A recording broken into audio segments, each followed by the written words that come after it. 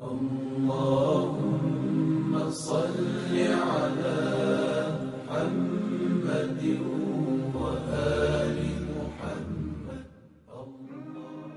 L'imam Hassan, le fils de Ali alayhi salam, est le 11e imam d'Ahl al-Bayt, successeur du prophète sallallahu alayhi wa sallam, désigné par Dieu.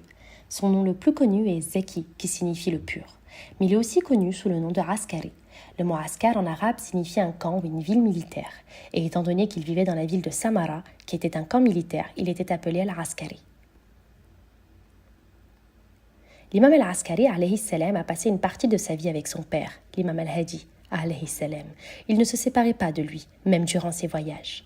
Lorsque l'imam Hassan al-Askari alayhi salam a déménagé à Samara avec son père, et malgré toutes les restrictions imposées, il était devenu rapidement reconnu pour son excellent caractère et son savoir. L'imam al-Askari alayhi salam était parmi les gens les plus patients. Il contrôlait toujours sa colère et traitait les autres avec gentillesse et pardon, même ceux qui lui avaient fait du tort. À son époque, les dirigeants et les gens de la ville considéraient Al-Kindi comme l'un des plus grands philosophes ayant jamais existé. Al-Kindi avait commencé à écrire un livre pour contrecarrer le Coran et pour tenter de prouver qu'il y avait des erreurs à l'intérieur. Un jour, l'un de ses élèves vint à Samara et rencontra l'imam Hassan al-Askari alayhi salam.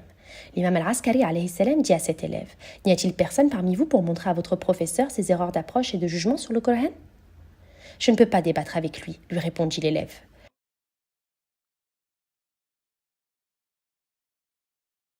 Alors l'imam alayhi salam lui donna quelques questions à apporter avec lui et à poser à son professeur. Il lui dit aussi de dire à son professeur : « N'est-il pas possible que lorsque vous lisez un livre, ce que vous comprenez dans celui-ci ne soit pas obligatoirement ce que l'auteur avait eu l'intention de dire ?» Lorsque l'élève apporta toutes ces questions à son professeur, Al-Kindi commença à réfléchir là-dessus et était impressionné. Il demanda à son étudiant : « De qui te sont venues ces questions ?» Au départ, l'élève lui dit : « J'y ai pensé moi-même. » Mais Al-Kindi refusa cette explication et lui dit : « Tu es incapable de réfléchir à de telles questions. » Quand l'étudiant avoua qu'elle provenait de l'imam Hassan al-Askari alayhi salam, alors Al-Kindi dit : « À présent, tu parles en toute vérité.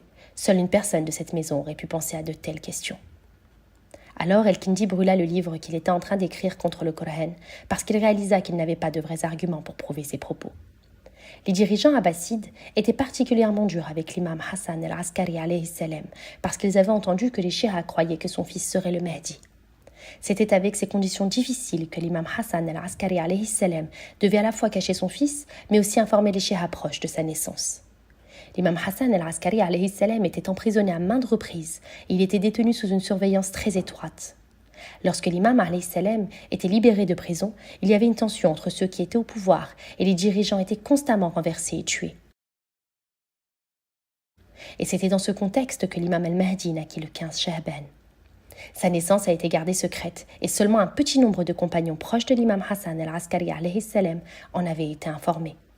Quand les gens ne savaient pas l'endroit où il se trouvait, l'imam Hassan al-Askari alayhi salam essayait de préparer les Shia pour le dernier imam et le raïba.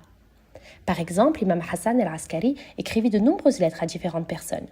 Dans une lettre adressée à Ali bin al-Hussein bin Babawayh al-Kummi, le père de Shir as-Sudduq, il dit : « Sois patient, car nos Shia vont continuer de souffrir jusqu'à l'apparition de mon fils, dont la venue mentionnée par le messager d'Allah sallallahu alayhi wa sallam remplira la terre de justice et d'équité, cela après qu'elle ait été remplie d'injustice et de tyrannie. »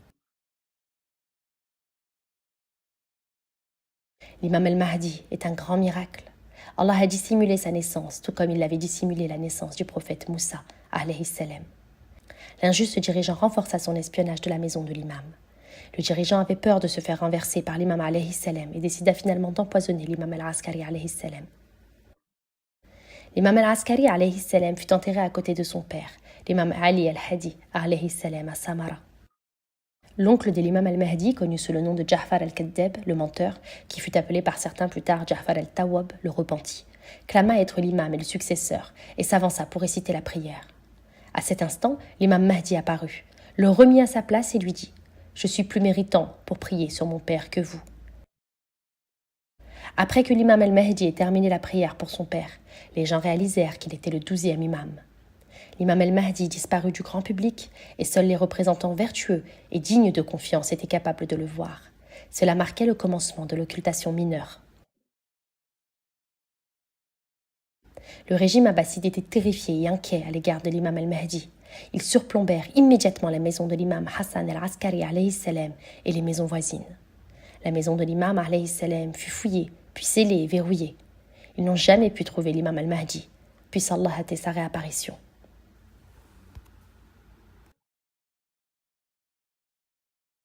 Allah